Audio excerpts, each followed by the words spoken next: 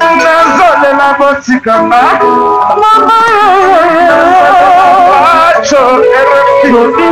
nazolela botika mwana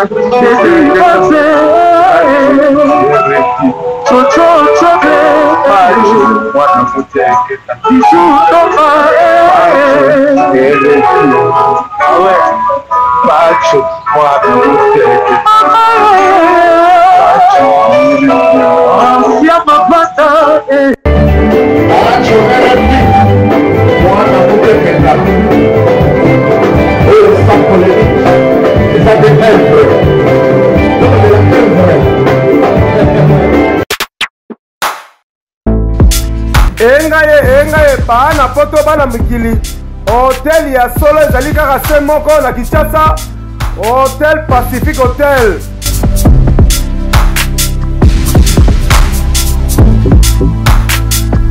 Ezali na balabala ya kitoko Kabamba Wangata, précisément na avenue Luvungi numéro 146 na commune ya Kinshasa.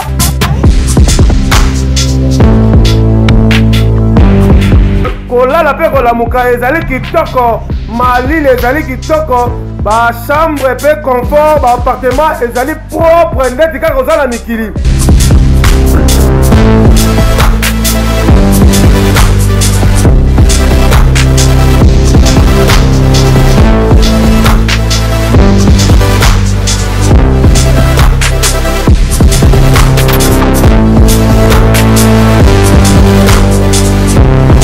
Kuna kolia cuisine africaine, cuisine européenne.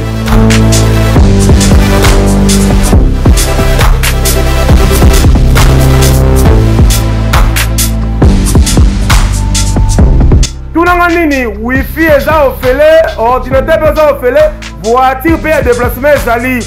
Kozanga te oleka kuna, soki oleki kuna ozala jamais déçu. Ba na poto bana mikili, ba homme d'affaires, ba femme d'affaires. Place ezaka moko na Hotel Pacific Hotel.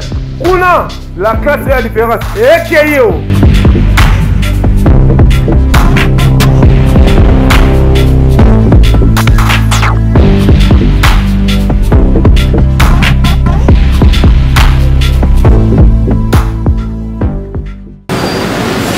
Merci Bino, merci Lindi. On a dégué pour répondre massivement à l'invitation. Il y a Ajokaka. Dengue aux Alaka. Yambo ya kusala likambo nyonso tosikaka nano réunion na biso na maboko ya nkolo nzambe. Amen. Yango wana na respect tokoki kotelema mpona ndeko moko amema biso na groupe de prière. La circonstance, pour vos activités dans la politique, pour nous, il y a une grâce au temps de la vérité, pour la télévision, pour les choses sur les vies. Pour sélectionner la famille à la pour dire qui venir à assister aux shows, il est jusqu'à la fin, c'est une vacances. Et vous savez, la tradition, vous devez être que moi, la guinée, pour commencer pour la musique à la mission, la population nationale, et vous dites Amen. Amen.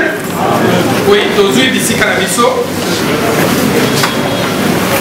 Ajokaka iyo Ajokaka iyo ndenge tokuta ekoloba ngonga yango ekoki lelo ezali journée monene oyo tozalaki koluka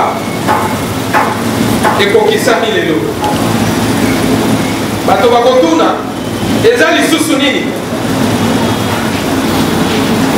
lelo ezali mokolo oyo tutana mpona kobongisa makambo ya kokende kosinye charte na biso ya FCC. Eza boye te? Ezali boye to boye te? Yango wana ngai naza na mingi ya koloba te na Kongo ya ville province ya Kinshasa toyambi bino epuis totombeli bino poko ya elanga tokozongisa maloba bana yemeki président fondateur na biso ya Ajokaka mpona mwa message oyo alengeli mpona biso. Voilà. tout simplement tous en clair pour le aider. Awa, dégué awa de l'aspect à Jokakati. Voyez l'aspect à Amak. Amak, les amis, à Jokaka, na ba allié na yé. Je dis, allié na yé, pour le association ils ont déjà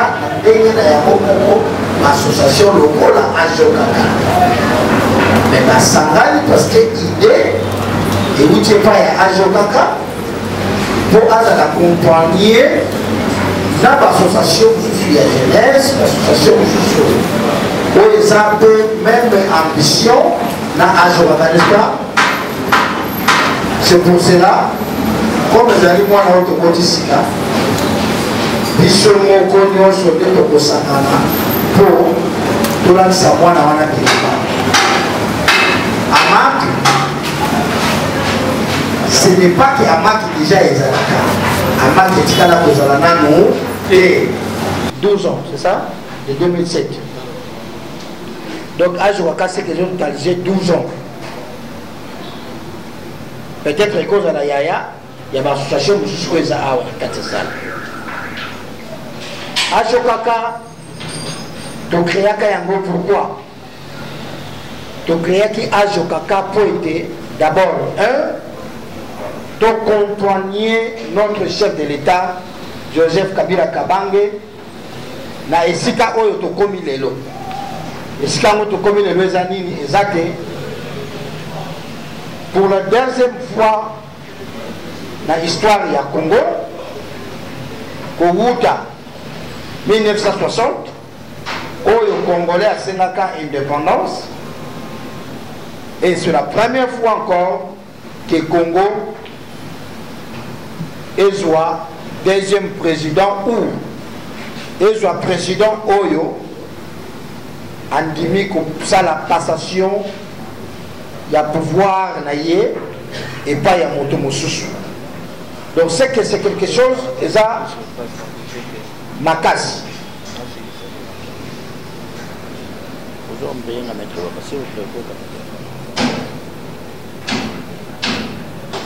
Caméra est belle, les années n'a pas image est belle. Et puis c'est vrai. Donc comme il y a un moment où que Joseph Kabila a sali peu passation de pouvoir, a bimisi Dauphin, a présenté Dauphin naïe dans le monde entier Mobimba. Alors c'est quelque chose, nous à Jokaka, Tolobi était, Tosali ba ami à Joseph Kabila Kabange, avant, pendant et après. Donc nous, la couleur de Bisso à Jokaka, Tokotika la changer identité na Bisso T. Bisso Tozali, les amis de Joseph Kabila Kabange. Yo Ozali, Oyo Ozali, Yazali, Oyo Yazali. To forcer mon côté à comment les amis de Joseph Kabila Kabange. Non. Awa, Ajokaka et Lobi, voilà.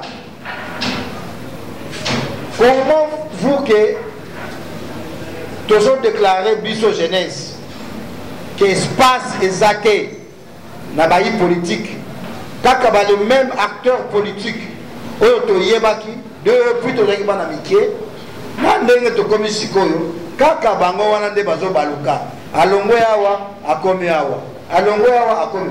Maintenant notre chef de l'État Joseph Kabila Kabange azali la promesse moko ote ko sa jeunesse il y a pas longtemps il y a que changer classe politique. Quand il a dit que changer classe politique, directement il il faut que les politiciens y sikaba botama. Donc il faut que oyo bazana na maya sikana mutuna loba. Ma fide ba chiki sikoyo. Il faut que ngope bazo ba place. Sikoyo to kozo ba place yango ndenge nini. Soki tokei koluka yango te.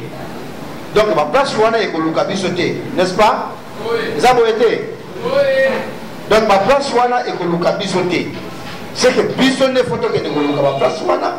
Comme ça to la qui ça va intelligence to za nango, c'est quoi nous sommes capables. Il y a que ça, là, ceux qui te remplacent, ma vie est dans. Maintenant, à chaque fois que vous non but lucratif, ndenge moko na association na bino ezali moyen d'occuper ba poste politique exact parce que vous allez à politique. Maintenant, il faut ce que tout ça là eloko moko oyo ekotinda biso ete d'occuper aussi ba poste politique. Eloko wana ezo sala na ba nini, eloko wana ezo sala na ba plateforme, il y a ba parti politique, il y a ba association, ou déjà ba comme nombre moko oyo bokomi obligé ya kosala ambition politique. Et ngai camarade Nabino ndenge kaka na créer qui a Jokaka, je me suis aussi dit que tu créer AMAC. AMAC ezali a Jokaka na ba mouvement ya ba association ba sangani. Donc to sali plateforme wana oyo ekoki ko accompagner biso na ba ambition politique. Sikoyo ba ambition politique wana mbisi alanda ke sika mai echolaka. Jamais mbisi atikala ko kende côté mai zoka uka po yebi ka ko kufa. Place ya vivre ke za mai. Mboka na biso Congo bapaya tende bakoya kotonga yango biso ba Congolais nde tokotonga mboka Congo.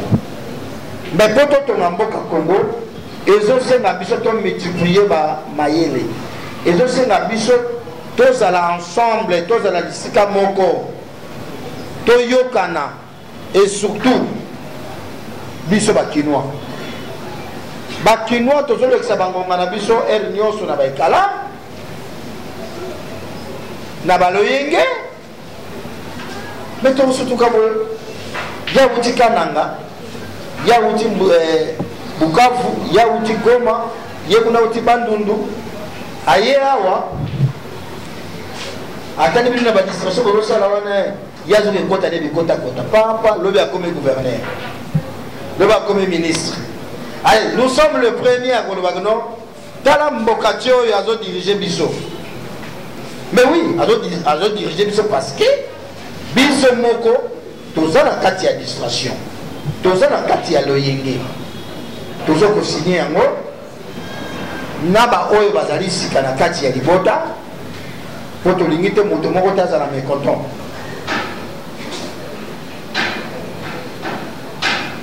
Tosali yango po ete tokende ko signer na FCC. Pourquoi il faut que nous signions la FCC? Parce que les ambitions que nous avons, en dehors il y a FCC, où ceux qui battent les campagnes, et ils allaient à côté Moussous ou Téné Tokosunga, la province na Bisso, ou Tokosunga, Tokomisunga, Bisso Moko, ceux qui sont allés na Katia mouvement, où ils ont Kokamba Mboka Té. Il faut dans la claire. C'est difficile pour gagner Mayweather. Je crois que tu as eu Mayweather, champion du monde. Et ça va faciliter. Boxer, mon Sika, ou Yembala, gagner, on a déjà champion, au bout de une ceinture. C'est trop difficile. Là, il ne faut pas ma politicien que non, moi je vais gagner l'élection, moi je vais. Mais pendant que vous avez la possibilité, oyo ekosunga yo o gagner bateau bazana ba possibilité biso toza awa toza ba politicien te faut toza la clair to boyi makambo na le bela ba terme ya CC awa faut vous comprendre ngo bien te parce que c'est les politiciens Teresa awa et ya on me mona non mais moi je suis pas là.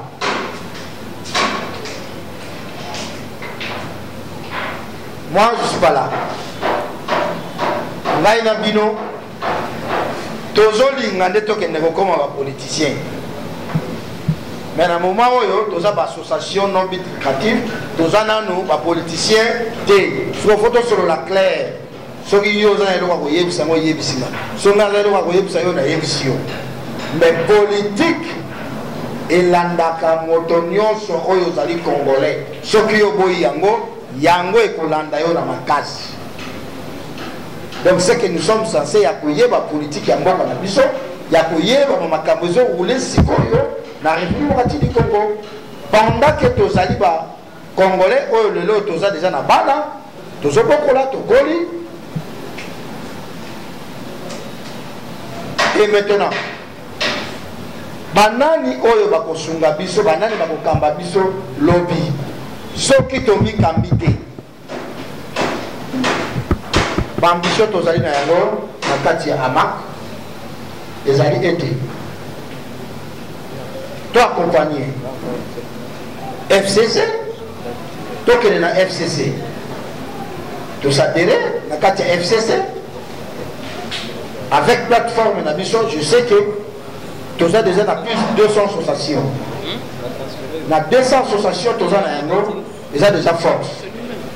Même à ta association moko kaka azana 1000 personnes. À ta na 500 personnes. Surtout tu as fois 200 déjà force. Déjà beauté. Lelo ezali journée moko ya bato misala ebele bazana na ba misala. Et je crois que bokomona awa eza moke totondaka makasi ti meme toye po tozwa awa parce que na biro na biso moko kuna na triomphal totondaka makasi AMAC oyo. AMAC ebandi lelo te, AMAC déjà ebandaki, mais lelo nde sikoyo tozokoréaliser promesse na biso, n'est-ce pas, comme ça président. Donc le long de ce que nous avons réalisé veut dire tout le bâti, tout le but ce que oui, AMAC nous sommes prêts, il y a aucun wapi na FCC. Fallait mobiliser la population à la route pour accompagner nous sommes qui la salle ici là FCC et pour la salle parce que nous signer chaque personne à la FCC. Quand nous signer chaque personne à la FCC, les amis qui sont accompagnés par mal de la FCC. Après la maison, et que cabinet la maison à la vie. C'est le pratiquement. Quand il y a partage, il y a pouvoir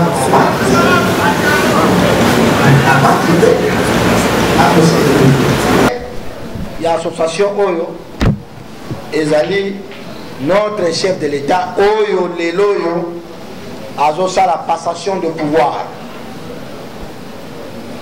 Oyo Leloyo a Kotikala comme ancien président de la République démocratique du Congo, Oyo Etikala Nanou Kozalate. En dehors de ça, ceux qui tozolandaka kaka makambo ya ba parrain nde esika biso ba jeune toko progresser te biso moko ndenge tofandi awa toza ba parrain ya eloko oyo avec force na biso nde kondimisa ba oyo ba ene na biso ete bandima tokota na kati ya jeune na bango. Mais soki biso bango te boyeba ete na kati ya monde ya politique facilité ezalaka te, na kati ya monde politique cadeau ezalaka te. O moto moko apesa yo cadeau ezalaka te na kati ya monde politique. Il faut yo moko omibundela, yo moko ofungola porte na yo po okota. Ndenge ngai Fabrice Zombi na mi bundela na mi kotisa e bandiminga olandinde ko pacho. Vous êtes d'accord nanga? Mutuna musu ezali pona AMAC. Éminent cadre de l'AMAC, chers camarades désireux de faire partie de ce grand mouvement associatif. Avant tout propos, souffrez qu'il me soit concédé l'invisible privilège de vous savoir aussi nombreux en vue de prendre part justement à la constitution de ce grand mouvement, non seulement associatif, mais très prochainement politique, censé permettre aux jeunes d'arriver à se retrouver dans un cadre d'espace libre, d'espace d'expression libre. Président Zombi, ayant pris part justement aux travaux, ayant pu aboutir justement à la constitution des documents fondateurs de la MAC, j'ai avec moi une série de connaissances entourant les structures et institutions de la MAC. Mais nos amis ici présents peuvent se sentir très éloignés du cadre des connaissances entourant justement les structures et institutions de la MAC. Ma question s'adresse ainsi, ma préoccupation s'oriente ainsi vers le conseiller juridique, Maître Yoka, s'il pourrait justement, de façon succincte, préciser nos amis sur nos cadres d'institutions et structures pour qu'ils arrivent à mieux, rapidement se fidéliser à notre vision fondatrice, à nos pensées fondatrices, et de là, mieux nous s'ouvrir idéologiquement. Merci beaucoup. Bonsoir. Bonsoir. Bien évidemment, je suis Maître Iwaka. La question m'est posée par les très aimables camarades Josué, qui a le verbe, il a dit, d'éliminer la salle. En fait, les camarades venus sur la quintessence, l'existence des hamacs. Qu'est-ce que nous voulons exactement en mettant en place cette structure? En quelques mots, nous devons raviver le souvenir de ceux qui ont été avec nous pendant les travaux de cette constitution justement. La MAC n'est rien d'autre qu'une structure associative, c'est-à-dire une plateforme qui regroupe, soit qui réunit le plus grand nombre d'associations sans but lucratif, de jeunes surtout, avec comme objectif de soutenir les actions du chef de l'État, parce qu'il s'agit de là, l'origine, l'idée qui a gouverné à la fondation de AJOKK. Mais en dehors de ça, en ce qui concerne la MAC, de manière très exclusive, de réunir le plus de jeunes pour leur donner de la chance, c'est-à-dire l'opportunité. L'opportunité en quoi faisant, il est vrai que nous sommes en RDC, il y a un conflit de génération entre la génération des vieux et la génération des jeunes qui souvent manquent des parrains. Qui souvent, quelqu'un l'a dit, n'ont pas des gens qui peuvent les propulser dans les milliers les plus élevés des décisions de la République. Ayant été à côté d'un jeune, aussi comme nous, qui s'est battu et qui a réussi à pénétrer les milliers, je cite le président Fabrice Zombi ici présent, pourquoi ne pas profiter de la structure qu'il a mise en place, dénommée AJOKK, pour pouvoir propulser le plus grand nombre de jeunes à arriver au niveau où les grandes décisions se prennent pour la République. Eh bien, AMAC a été créé pour réunir les associations et travailler aux côtés des institutions de la République pour assurer la visibilité et la promotion de la jeunesse. Alors, nous continuons de recevoir les associations qui arrivent et elles sont les bienvenues, mais les enjeux de l'heure nous imposent une certaine manière, un certain rythme de travail. Notamment, les enjeux, quand on en parle maintenant là, il s'agit d'abord des enjeux électoraux.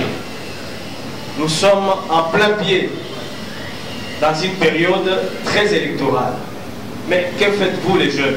Qu'est-ce que nous pouvons faire pour que, dans cette période-là justement, qui est la période charnière entre les départs, soit la maintenance des anciens décisionnaires, avec les nouveaux venus, notamment la jeunesse dont nous voulons promouvoir.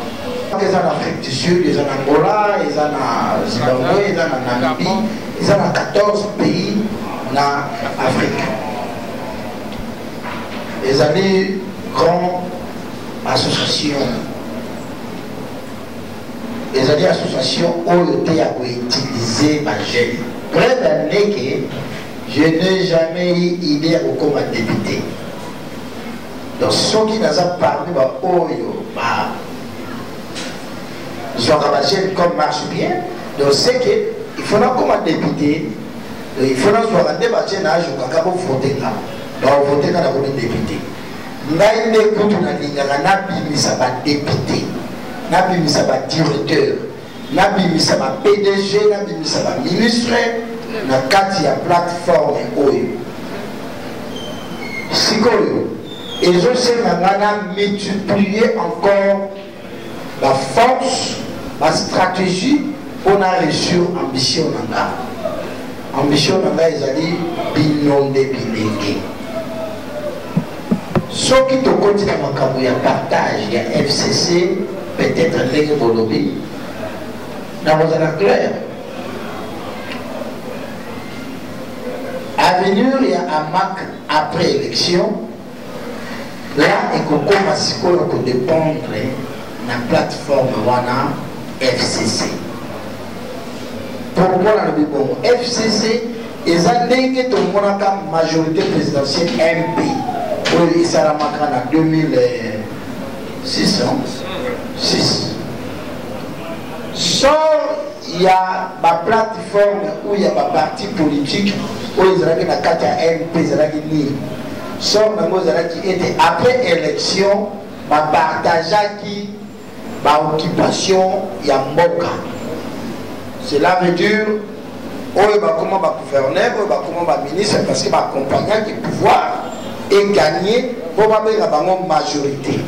Ndenge moko mpe FCC soki toreçu et que candidat na biso ya FCC a passé étant que président de la République pendant que AMAC mpe esalaki quelque chose na kati wana mpo ye aleka président de la République, c'est qu'il y a bar ya AMAC. Siko bar ya AMAC ekozala géré te na ajokaka non naute koloba yango awa et puis la répéter encore. Bar ya AMAC eza géré te na ajokaka. Bar ya AMAC ezali géré na bureau communauté na bureau comité directeur plutôt je peux dire il y a AMAC.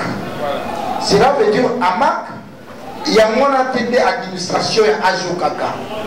Non, ajokaka bien sûr il y a des motos à sali AMAC. Il y a des maman, papa aboti AMAC. Vous comprenez? Mais boye bakina kati ya AMAC ils ont une indépendance parce que tout sali statut mususu veut dire oyo eza statut ya ajokaka oyo eza statut ya AMAC. Donc oyo ekomami na kati ya AMAC yango wana te nde oyo ekomami na kati ya ajokaka. Bonjour nanga bien maman onatunaki question est-ce que bonjour nanga bien. Donc soki olobi ete ajokaka est-ce que AMAC elingi kaka ajokaka compagnon yango et après ce qui continue FCC et bon ici AMAC. Mais non, parce que on est signé la carte FCC comme on a AMAC. Et ça je vais cater. Ce que je vois ici AMAC. Abongo banane oyo on peut présenter bango. Donc nga nazo sunga bino bilenge pour être botika na libanda ya GT. On a dit, ngai na bengi binote l'association pour accompagner la candidature nanga. Non, moi je suis personne. Nga naza nanga roi ya basuku, naza chef coutumier pas basuku. Donc bato ba konga ba longola nga ki roi, eza basuku kuna na mboka nanga. Awa na makambo ya AMAC nazali candidat na esika moko te. Donc Zala à l'aise à venir il y a AMAC après élection ils allaient été ceux qui ont reçu FCC et reçu et Emmanuel Chadal a passé comme président il y a Congo c'est que par Nabiso Ezali avant ceux qui a passé n'a été par Nabiso Ezalawa. Donc comme il va t'animer, donc comme il va t'appuyer, la presse, tu vas nous les appeler dans ma molière, que allons voir qu'elle est tombée. Ce qu'on dit, c'est que l'effort était Emmanuel Chadali à l'écart comme président de la République pour AMAC et doit venir. Donc, ce qui bat au une question, il y a siège, manifestation, banderole, tango, tout ça là qui est au Touni, oui, ils ont au Touni. Est-ce qu'il y a une histoire de MSR? Ou soit MSR n'a qu'un il y a FCC. FCC c'est la mine Mouani. Est-ce qu'il y a 2 ans, 3 ans passés? Non. FCC et Salami, Tango Kaka Kabila, notre chef de l'État, a lancé été Nakosa la candidat T. Alors, Libota n'a pas eu un candidat, c'est là qu'il va le dire, bon voilà. Tout ça a déjà la majorité MP. Mais,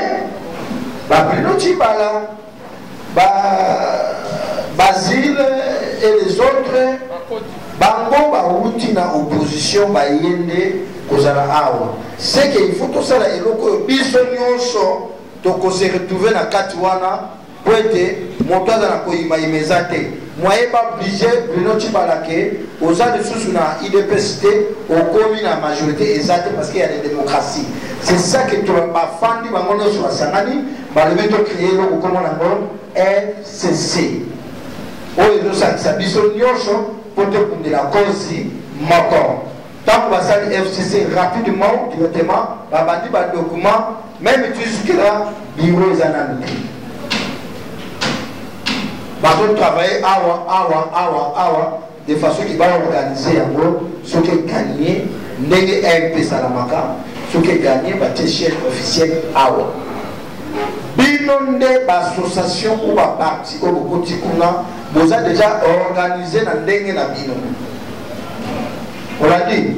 Donc, Bisope, de créer rapidement, pour qu'on compte dans la carte Yagé.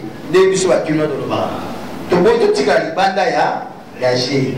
Si quoi, attends à parler na yo patio, tu vois la réunion. Na moment où. Attends à parler à président ya JMCC. Tu vois la réunion à Mac. Attends à parler na yo, tu vois la réunion à Mac. Attends pas na yo, tu vois à Mac na moment où ils ont jamais favorisé. Moi je te conseille que l'argent, tu égaliser, tout ça la boyer.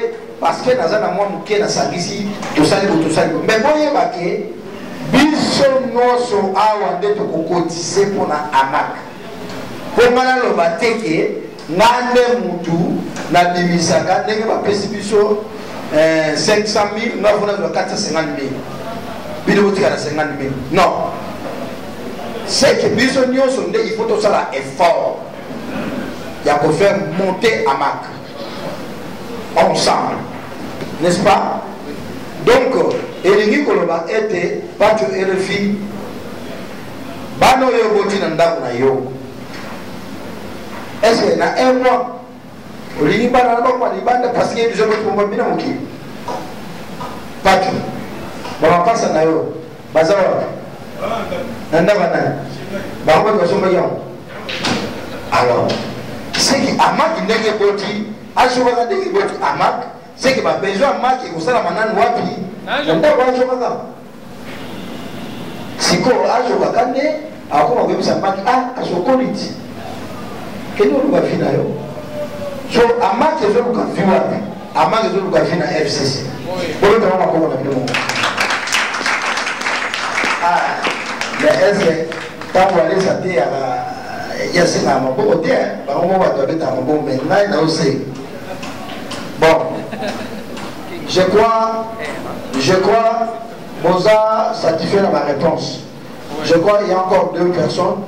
Symbolique des statuts. Nous allons appeler les responsables des associations concernées pour signer les statuts. Nous commençons par le président de la Jokaka qui va signer pour le compte de AMAC, le président Fabrice Zombi.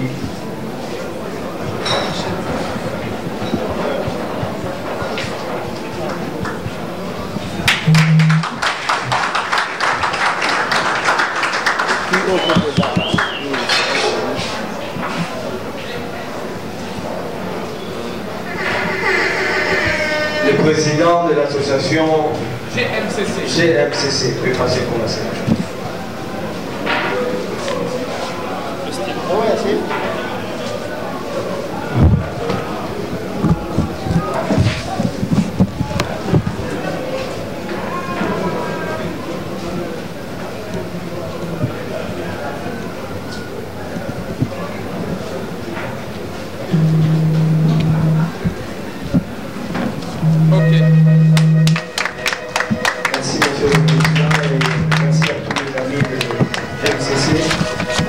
Nous appelons le responsable président de l'association AFIGAT pour procéder à la signature des statuts.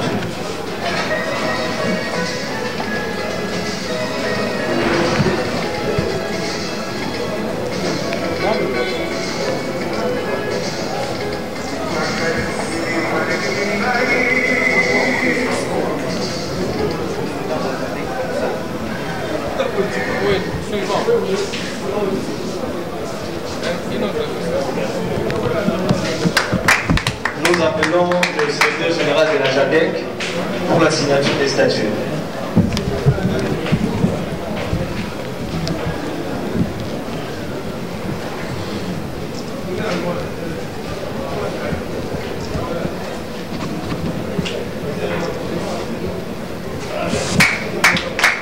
Ainsi, avec la signature des statuts que nous venons de clôturer, nous annonçons également à la fin de notre séance que nous prions à tout le monde de rester sur place pour un petit rafraîchissement. Merci. Pour assister à la signature solennelle de l'association pour adhérer à AMAC, ce que vous expliquez c'est le sens de l'activité en public pour les adhérents. Non, sans ces alités, je crois Bisoto Yebani na kombo ya Ajo Kaka, association des amis de Joseph Kabila Kabang, association non but récréatif. Et maintenant, AMAC a créé Ezali été Ajo Kaka, ça fait maintenant 6 mois. Et la Saka appelle na association Nyons o Ezali soutenir, Ezali na soutien. Et il y a kusangana Ajo Kaka pour être sunga mokonzi oyo ya sika ya FCC. Veut dire FCC ezali na besoin ya bilenge. Et bilenge wana il faut la bilenge o bazali contrôler, bilenge o bazali na bagage na motu na bango. Et Ajo Kaka esala appel kusangisa ba association o nyonso yangwana e fondé kombo AMAC. Pambate AMAC ezali plateforme sangisi ba association pour être ekende ko signer charte ya FCC. Tant que kokota na kati ya FCC et accompagner mokonzi na biso ya sika oyo azali dauphin ya ami na biso Joseph Kabila oyo alakisi na mokili to beng Emmanuel Chadar. Alors nous sommes derrière de lui pour na koluka comment ya ko supporter comment ya ko pesa liboko pour que FCC ait gagné ba élection oyo tozali na yango na le 23 décembre. C'est pour cela lelo biso nan d'abord et senga qui était to sangana biso AMAC to signé protocole de corps na biso comme statut na biso et bongo to bongisa mokolo nini oyo to kokende ko déposer yango na FCC pour que FCC endima biso lokola bato oyo ekomeli bango officiellement pour to kota na kati ya maponomi oyo ezokoya ya mboka. Et là, combien des associations va signer, puis au total, ici, combien des associations dans Katia AMAC? AMAC, tu as déjà au moins 200 associations. Où est-ce Katia AMAC? Mais l'élo est symbolique. Bazala qui kaka ba représentant, ba président ya ba association, pas le membre. Donc ba membre ya ba association oyo to ko récupérer bango mokolo oyo ekozate to kende ko signer na Katia FCC. Mais pour le moment, AMAC ils ont totalisé déjà 200 associations où il y a signé na Katia FCC.